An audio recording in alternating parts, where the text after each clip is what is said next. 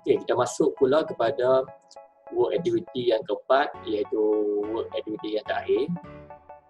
Dan tajuk work di depan ni ialah Liaise Completed Tender Documentation for Management Approval. Jadi apa yang perlu di-cover ialah yang pertama schedule of technical data, yang kedua schedule of maintenance, yang ketiga schedule of price, yang keempat schedule of unit rates, yang kelima schedule of consumable items, yang keenam schedule of installation, yang ketujuh form of tender, yang ke-8 alternative offer, yang ke-9 bank guarantee or tender deposit, yang ke-10 company profile, yang ke-11 catalog, yang ke-12 bank statement, yang ke-13 list of tender particular, dan yang terakhir yang ke-14 list of competence personnel. Okey, ini contoh untuk schedule of technical data. Jadi pelajar-pelajar boleh tengok bagaimana yang dia punya schedule of technical data yang real untuk tender. Ini saya ambil daripada tender DBKL. Okay, dekat sini dia punya skop kerja ada kerja-kerja membekal, memasang dan menguji tauliah sistem pendingin hawa dan peralatan berkaitan di Dewan PPR Pekanbaru. Okey, dekat sini dia bagi dia punya apakah technical data yang di-showkan daripada klien. Jadi dekat kita kat sini kalau tengok ni jenis-jenis fan coil unit, jenis ducted blower, lepas tu dia punya unit berapa unit. Jadi dekat sini ini spesifikasi yang klien minta. Okey, ini pun sama. Ini yang spesifikasi yang klien minta. Jadi untuk kita punya bahagian kita kena isi di sebelah bahagian kanan ni. Maksudnya data of equipment as offer yang kita nak offer. Dan kalau boleh apa yang diminta oleh klien mesti kita ikut, sebab nanti bila penilaian setiap spesifikasi yang kita offer tu akan ada markah sekiranya sama dengan spesifikasi yang dinyatakan oleh klien. Okey. Okey, kita masuk kepada schedule of maintenance. Ini contoh untuk schedule of maintenance. Ini selalunya digunakan sebenarnya kita masuk tender untuk tender jenis penyelenggaraan. Jadi kita tengoklah dia offer untuk dalam tempoh setahun tu, berapa kali kita kena buat penyelenggaraan berkala. Okey, kita masuk kepada schedule of unit rate. Okay, di sini saya sertakan dua panduan yang dibuat oleh pihak JKL, iaitu jadual kadar kerja elektrik 2018 dan juga garis panduan anggaran harga sistem mekanikal dalam bangunan. Jadi kita tengok apa yang ada dalam panduan yang dinyatakan dalam slide saya.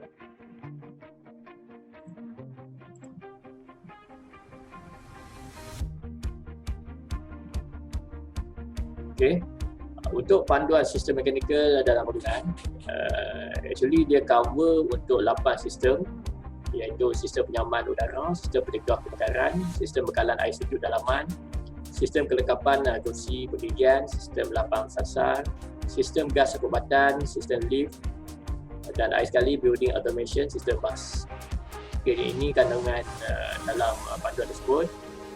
Jadi dalam panduan ini ada objektif, panduan penggunaan, tambahan putusan, kategori kawasan dan faktor lokaliti. Jadi ini bergantung kepada negeri masing-masing. Kalau contoh kita berada di Kedah, harga dia ada berlainan dengan harga di negeri yang di Kuala Lumpur ataupun di Sabah Sarawak.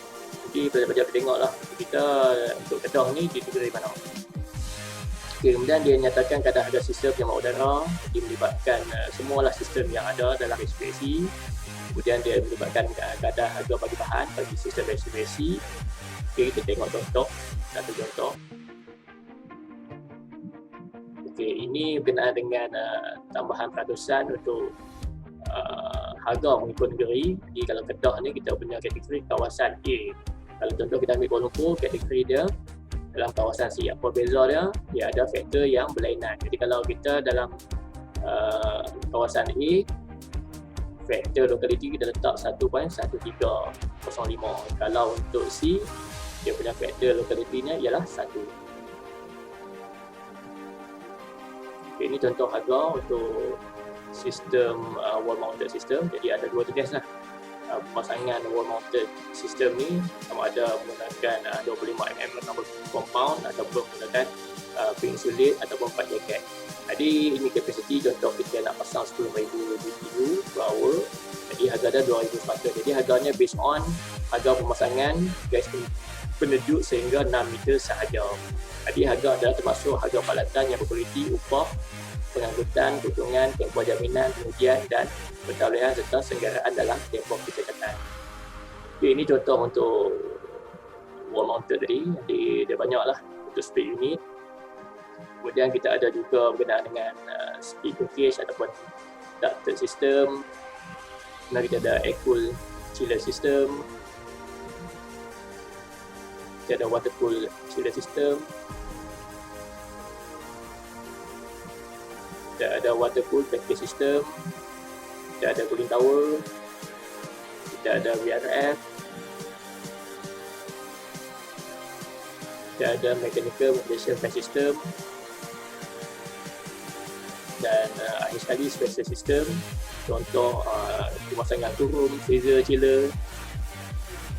Dan juga dalam panduan ni diberi juga kadar harga bagi bahan. Contoh untuk air conditioning item 4, gas, filter, dryer, side glass. Okay. Kemudian kita ada harga untuk air conditioning pipes, sama ada jenis kita black pipe ataupun ada 25mm rubber compound, 50mm rubber compound untuk setiap 1 meter.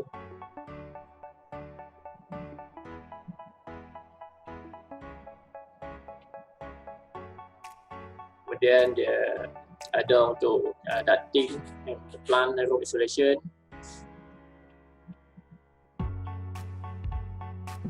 Kita ada WAF.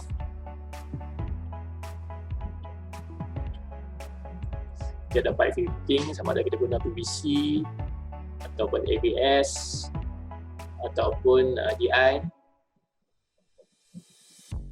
Kemudian kita ada juga harga untuk indoor dan outdoor eco split unit.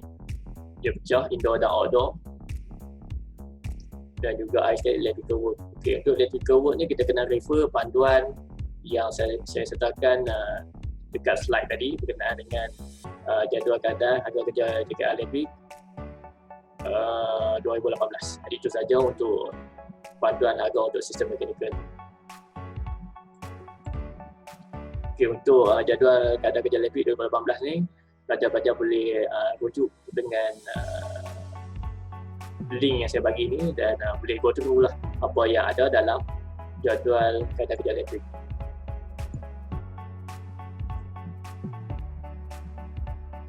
Okey, kita masuk kepada schedule of consumable. Jadi untuk schedule of consumable ni, kita kena letak harga-harga untuk setiap bahan yang kita gunakan.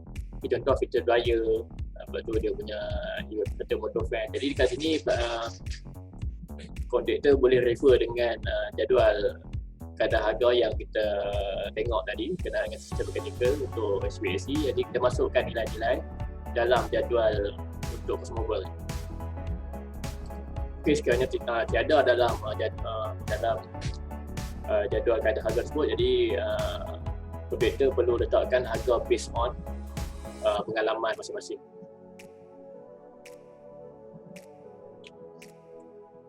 Okey, kemudian berkenaan dengan schedule of installation, jadi untuk jadual pemasangan ni, jadi sekiranya dinyatakan untuk kita buat jadual pemasangan, jadi kontraktor perlu buatlah di dalam mungkin yang paling terbaik dalam menggunakan Microsoft Project, dan sekurangnya minimum mungkin kontraktor boleh hanya menggunakan Excel sahaja. Okey, ini form of tender. Jadi ini yang tender sebenar untuk DBKL, contoh form of tender. Lebih kurang macam ni dia punya form of tender untuk bagi setiap tender yang ada di Malaysia ni. Dan yang paling penting cara kita nak isi tu. Dan kita akan belajar sikit berkenaan pengisian dalam waktu kita punya amali. Dan untuk form of tender ni, walaupun nampak macam simple, tapi kebanyakan kontraktor terlepas pandang untuk mengisi tempat-tempat yang penting. Jadi kadang-kadang mungkin adalah kesalahan-kesalahan yang dilakukan dan menyebabkan kontraktor tidak dapat menang lah dalam tender tersebut. Jadi kita akan tengoklah di ujung penerangan saya ni ada berkenaan dengan kesalahan-kesalahan yang dibuat oleh kontraktor. Okey. Kemudian kita masuk kepada alternative offer. Okay, apakah yang dimaksudkan dengan alternative offer? Jadi kontraktor boleh memberi tawaran alternatif sekiranya spesifikasi yang ditawarkan tidak dapat dipenuhi. Namun demikian, tawaran yang diberi mestilah lebih baik daripada yang dinyatakan. Dan kontraktor perlu berhati-hati membuat tawaran alternatif bagi mengelakkan harga tawaran akan lebih tinggi daripada harga cut-off. Jadi dekat sini sekiranya kontraktor tidak boleh tawarkan untuk spesifikasi yang klien minta. Jadi apa yang boleh kontraktor tu buat ialah dia tawarkan tawaran yang alternatif lah, yang untuk menggantikan spek klien tu. Tapi dia punya spek tu mestilah lebih baik daripada yang diminta oleh klien. Tapi dia ada efek dia, bila kita tawarkan yang lebih baik, kemungkinan harga akan lebih tinggi. Dan sekiranya ada kontraktor yang dapat menyediakan spesifikasi yang diminta oleh klien, mungkin kontraktor tersebut mempunyai peluang yang lebih tinggi untuk dapatkan, disebabkan selalunya untuk penilaian dia based on apa yang diminta oleh klien mesti dah sama dengan yang ditawarkan oleh kontraktor. Jadi bila kita bagi yang dia punya lebih yang diminta, kemungkinan harga yang ditawarkan oleh kita tu akan lebih tinggi daripada harga cut-off klien tersebut. Okay, kita masuk kepada berkenaan dengan bond pelaksanaan. Okay, apakah dimaksudkan dengan bond pelaksanaan? Bond pelaksanaan adalah merupakan suatu akta janji tidak bersyarat oleh sesuatu institusi kewangan yang dibenarkan oleh pembendaraan untuk membayar kepada kerajaan suatu amount tertentu atas tuntutan sekiranya kontraktor tidak atau gagal memenuhi dan melaksanakan obligasinya di bawah kontrak. Okay, berapa dia punya nilai bond pelaksanaan?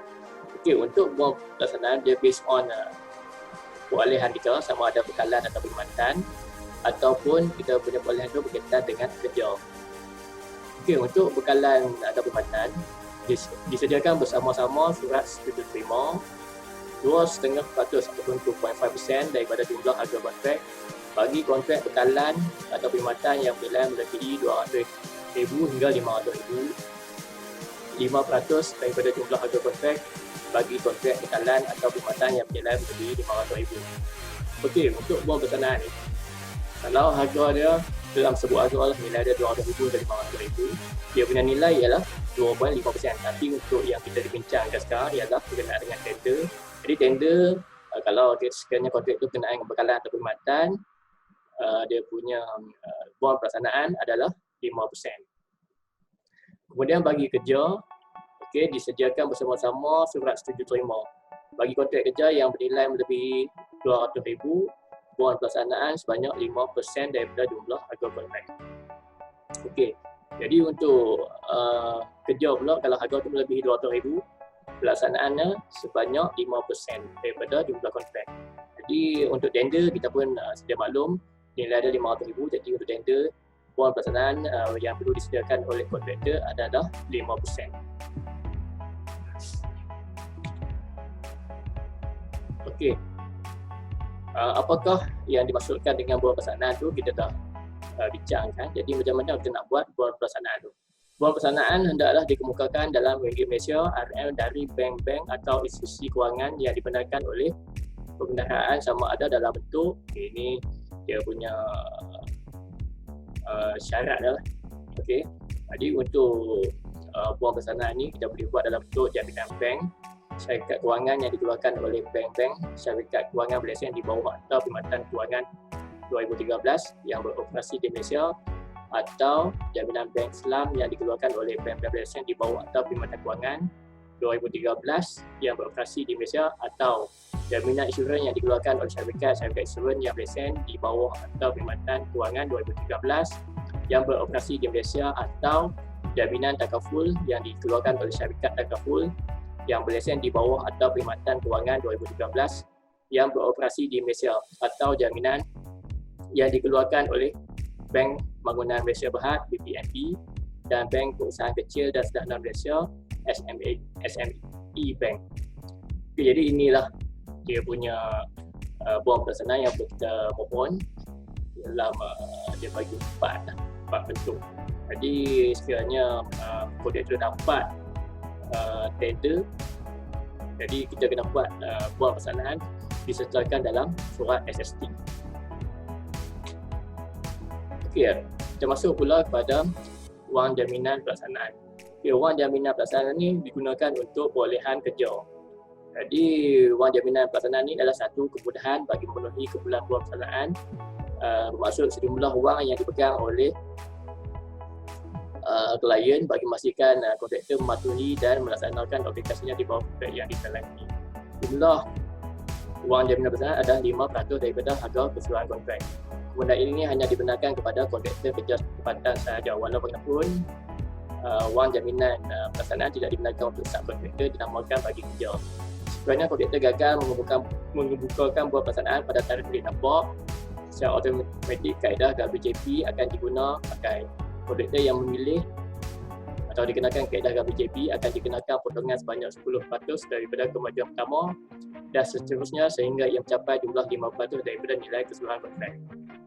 WJP atau wang jaminan pelaksanaan ni yang dipotong daripada bayaran kemajuan hendaklah dimasukkan ke dalam akaun deposit yang dinamakan wang jaminan pelaksanaan. Satu akaun subsidiari dan secara lengkap kontraktor berkenaan yang menunjukkan butir terperinci setiap potongan WJP dan baki bulanan dan tahunan hendaklah diselenggarakan secara teratur dan kapasiti tinggi. Jadi dia ada satu kaedah lah kalau sekiranya kontraktor itu tak boleh sediakan buah pelaksanaan, jadi kita boleh menggunakan kemudahan wang jaminan pelaksanaan. Jadi dia punya kaedah ni dia akan potong sebanyak 10% start daripada kita punya kerja sampailah nilai tu 5% daripada nilai keseluruhan kontrak. Jadi dia cuma cover, maksudnya kita buat kerja dulu dan dia akan potong 10% tu untuk kita dapat bayaran yang pertama 10,000. Jadi dia akan tolak dulu 10% daripada 10,000 tu. Jadi dia akan tolak 1,000. Jadi sampailah jumlah tu sampai 5% lah daripada nilai keseluruhan kontrak dan barulah wang jaminan pelaksanaan tu selesai dibayar oleh kontraktor. Okey, kemudian kita masuk kepada deposit tender. Okey, deposit tender ni, pembekal atau kontraktor tempatan yang telah berdaftar dengan Kementerian Kewangan dikecualikan. Jadi untuk pembekal atau kontraktor tempatan yang telah berdaftar tidak dikenakan deposit tender. Deposit tender ni hanya dikenakan bagi tender antarabangsa. Jadi inilah nilai-nilai dia untuk deposit tender antarabangsa bagi bekalan atau perkhidmatan dan juga bagi tender kerja, bagi apa tengok nilai-nilai dia. Okey, bagi petender tempatan yang mendapat pengecualian daripada pendaftaran, deposit tender hendaklah dikenakan sebanyak 2.5% daripada harga tawarannya atau maksimum 10,000. Semua deposit tender hendaklah dalam bentuk cerah bank atau jaminan bank. Oleh kerana petender tempatan tidak guna deposit, sekiranya kontraktor menolak tawaran serta tawaran dibuat kepadanya dalam tempoh sah laku tawaran berkenaan, tindakan pergantungan pendaftaran akan diambil terhadap mereka. Jadi inilah dia punya syarat lah untuk deposit tender. Walaupun kita tak kena deposit tender, tapi dia mesti tender tempatan akan dikenakan 2.5% daripada harga tawarannya ataupun maksimum 10,000. Jadi nilai dia akan kurang daripada nilai yang deposit tender yang perlu dibayar lah untuk kontraktor bagi tender masa. Ini pula kalau kita tidak patuh, apa yang akan kena pada kita sendiri ialah pergantungan pendaftaran. Okey, ini pula kita masuk kepada katalog. Okey, katalog ni contohnya kita dah bagi spesifikasi yang kita nak kita cadangkan. Jadi kita perlu sertakan katalog yang kita pilih tu. Jadi kalau kita pilih brand Daikin, kita masukkan katalog berkenaan dengan dating untuk unit yang kita ambil. Kalau Accent kita ambil Accent, kalau Mitsubishi ambillah Mitsubishi. Di katalog ni penting sebab selalu syaratnya perlu disertakan dengan katalog. Okey, ini borang maklumat tender. Okey, apa yang perlu diisi dalam borang maklumat tender yang perlu diisi lah. Maklumat-maklumat berkaitan dengan nama company, nombor pendaftaran syarikat, alamat cawangan, alamat kilang dan juga nama-nama personal dalam company tersebut. Kemudian berkenaan dengan penyata bank. Okay, ini borang-borang yang perlu diisi dalam satu tender di mana kita tengok aset dan liability company. Kemudian kita nak tengok laporan bank bagi company tersebut. Okay. Kemudian dia ada audit lah untuk kalau sedia bahan ni dia mesti ada disertakan dengan audit kewangan. Okey, untuk penyata bank. Tender wajib mengemukakan sekurang-kurangnya salah satu dokumen kewangan berikut. Salinan penyata kewangan beraudit syarikat bagi 3 tahun kewangan berakhir secara berturut-turut sebelum tahun tutup tender atau sekiranya tiada bagi 3 tahun kewangan terakhir secara berturut-turut setahun sebelum tahun tutup tender dan dengan kisah. Okey, untuk penyata bank. Okey, apa yang wajib bagi petender untuk kemukakan ialah salah satu dokumen kewangan iaitu salinan penyata kewangan beraudit syarikat bagi 3 tahun kewangan terakhir secara berturut-turut sebelum tahun tutup tender atau sekiranya tiada bagi 3 tahun kewangan terakhir secara berturut-turut setahun sebelum tahun tutup tender yang diaudit dan disahkan dengan salinan diakui sah. Ataupun salinan penyata bulanan bank bagi 3 bulan terakhir sebelum bulan tutup tender yang disahkan oleh pegawai yang dikuasa oleh bank berkenaan, Kementerian Kewangan yang bersepandan penilaian tender kita baca 12 atau laporan asal bank atau institusi kewangan mengenai kemudahan kredit tender atas format seperti di borang CA yang ditandatangani oleh pegawai yang dikuasa oleh bank atau institusi kewangan berkenaan atau deposit tetap sekiranya ada yang disahkan oleh pegawai yang dikuasa oleh bank berkenaan boleh dikemukakan sebagai tambahan kepada pengiraan keupayaan kewangan.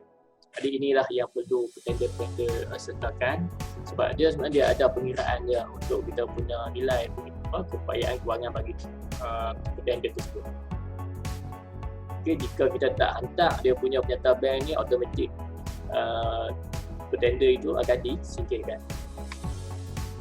Okey, kita tentu sikit berkenaan dengan aset dan liability, apakah dimasukkan aset dan apakah dimasukkan dengan liability.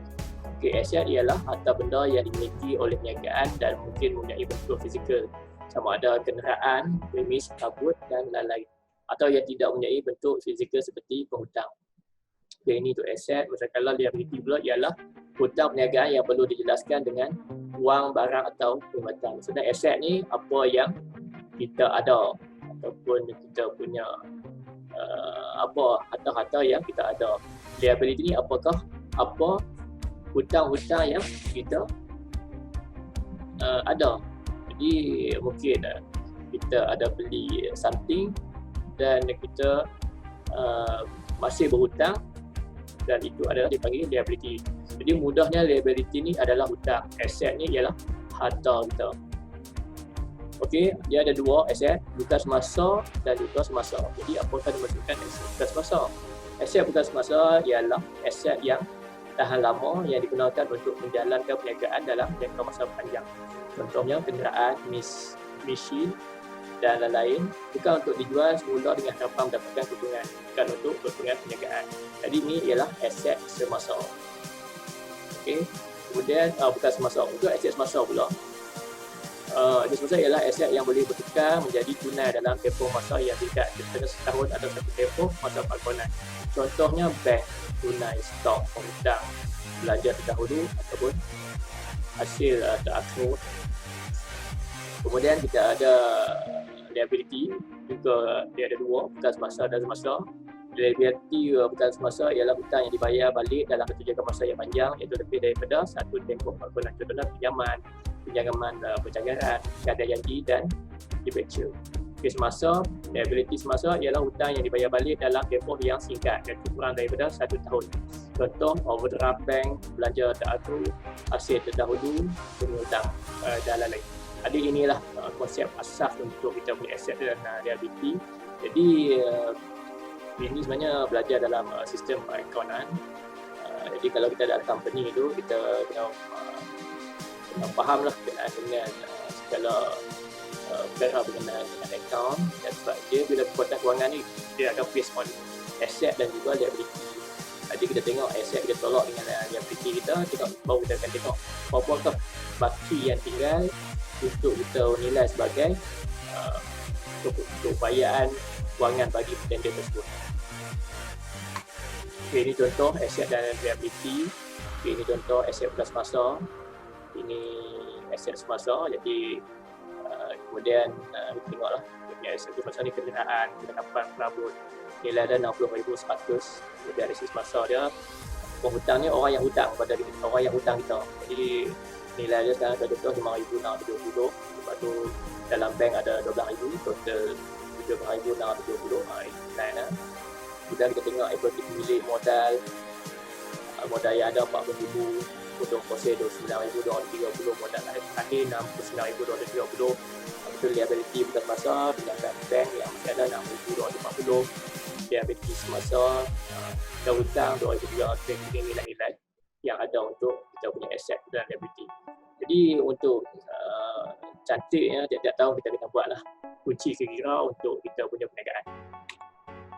Okey, kemudian kita bincang sikit berkenaan dengan overdraft. Apakah dimasukkan dengan overdraft? Overdraft ni akan kita boleh isi dalam borang tender untuk bantu kita dalam kekuatan kewangan kita. Dia apakah masuk dengan overdraft? Okey, overdraft adalah satu kemudahan jenis pinjaman ataupun loan. Tapi ianya berbeza dengan pinjaman yang lain seperti housing loan, pinjaman kereta, kenderaan dan sebagainya. Ini sebabkan overdraft ni sebenarnya ada satu kemudahan pinjaman wang to wang pula.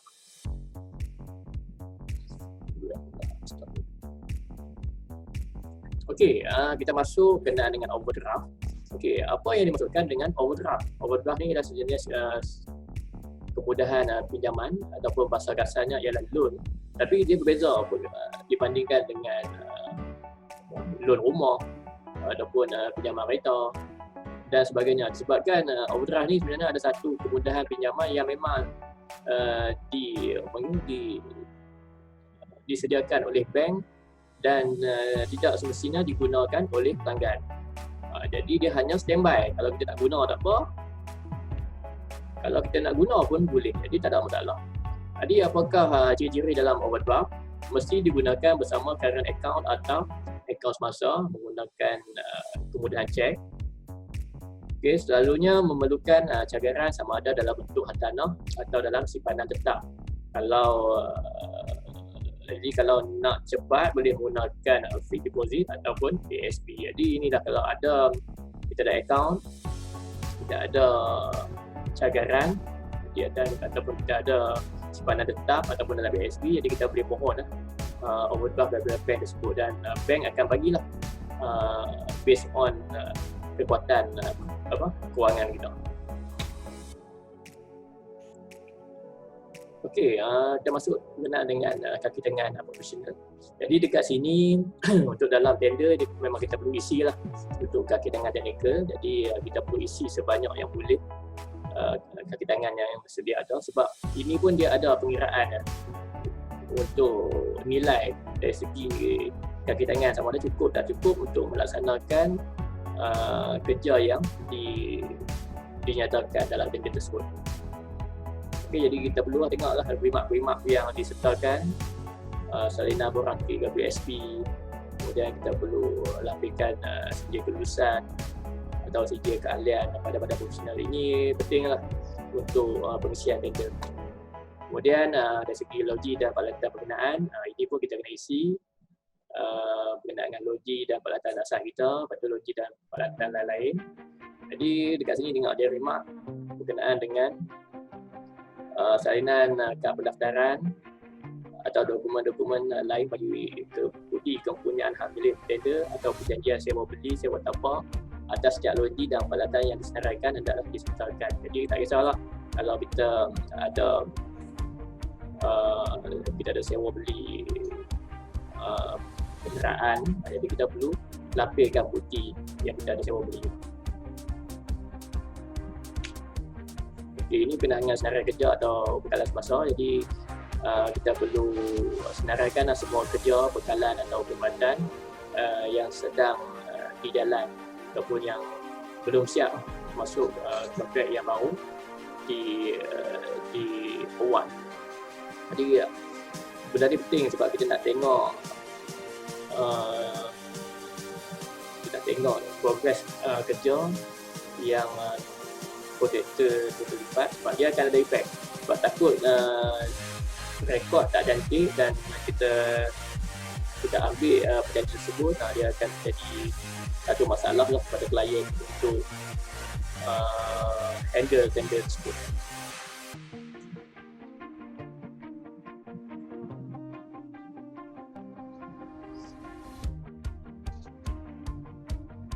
Okey, bagi senarai kerja atau bekalan semasa, jadi kontraktor perlu isilah segala kontrak atau projek yang masih ada di dalam borang yang disediakan.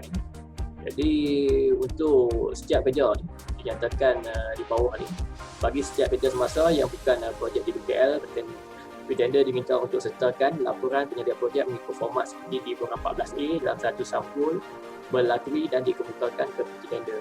Tender yang tidak disertakan dengan laporan ini bagi setiap kerja semasa yang disenaraikan akan ditolak. Jadi ini penting. Kalau ada kerja semasa, perlu lampirkan borang yang dinyatakan sebab ia adalah satu syarat wajib untuk kita hantar dalam tender. So jadi rugilah kalau kita terlupa miss benda ni, kita tak hantar borang 14A. Jadi kita punya tender ni ditolak. Yang ni untuk projek di BKL, tapi kalau projek daripada JKR pun lebih kurang sama. Okey, ini laporan projek semasa yang tadi apa yang patut disertakan.